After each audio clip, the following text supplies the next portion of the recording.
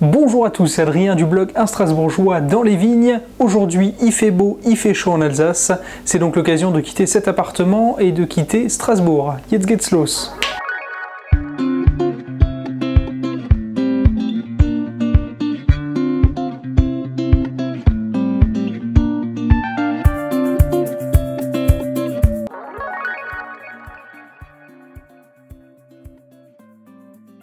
Il y a un grand soleil de très belles couleurs dans les vignes. C'est vraiment magnifique. Il fait un peu chaud par contre. On est mi-octobre et il fait encore chaud en chemise. C'est quand même incroyable. Bref, si je vous ai convié ici au milieu des vignes, c'est pour vous annoncer que je vais lancer une nouvelle série de vidéos qui aura pour thème donc les grands crus. Vous savez certainement qu'en Alsace, il existe 51 grands crus. Je ne les ferai pas tous, on verra ce que ça donne, si ça continue d'être intéressant. En tout cas, n'hésitez pas, si ça vous plaît et si l'idée vous intéresse, à laisser des pouces bleus et des commentaires pour m'encourager un petit peu à continuer. Peut-être que j'irai un peu plus loin dans cette démarche. Donc je pense aller du nord jusqu'au sud, donc en passant par tous les grands crus. On va donc commencer ici à Marlenheim par ce premier grand cru. L'objectif de cette vidéo, c'est de se rendre directement sur place pour découvrir un petit peu ces lieux, ces terroirs, ces villages. Ce sera pour moi comme pour vous l'occasion de découvrir plusieurs facettes de l'Alsace à travers ces vins et cette route des vins surtout. Bien sûr, en Alsace, il n'y a pas que les grands crus qui sont de grands terroirs, il y en a beaucoup d'autres, mais je pense que c'est une bonne manière quand même de commencer et de voir plusieurs facettes différentes de cette belle région viticole. Donc quelques petits rappels techniques un petit peu sur cette appellation grand cru. Donc c'est une appellation qui existe que depuis 1983.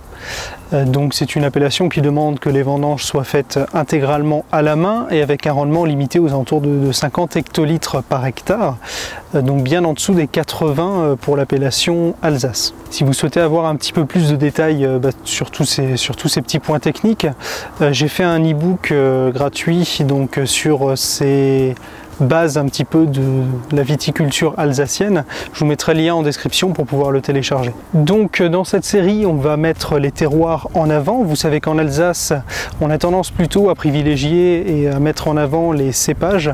C'est en tout cas ce qu'il y a sur les bouteilles, même si ça commence un petit peu à changer avec notamment la complantation de ce que fait Marcel Deiss par exemple, ou encore les revendications pour la mise en avant de l'appellation des appellations premier cru qui n'existe pas encore en Alsace. Donc on va parler de terroir. Une fois de plus, j'ai fait un petit article récapitulant un petit peu ce que c'est que le terroir, même si maintenant une définition exacte existe sur le sujet. Je vous mets le lien dans la description comme le reste. Je vous mets également dans la description le lien vers un film un petit peu plus approfondi, un petit peu plus émouvant on va dire sur ces grands crus et sur ces terroirs alsaciens, donc qui s'appelle L'Invisible. Je vous mets le lien dans la description pour pouvoir le regarder. J'oublie encore un point, le but ne sera pas de faire des documentaires. Il y a des personnes qui ont beaucoup plus de connaissances et qui sont mieux équipés que moi pour faire ça, mais de garder des formats un petit peu YouTube pour que chacun puisse un petit peu connaître le principal de ce qu'il y a à savoir sur ces grands crus. En tout cas, j'espère que cette série de nouvelles vidéos va vous plaire. N'hésitez pas à me dire si c'est le cas, à m'apporter des précisions, à m'encourager.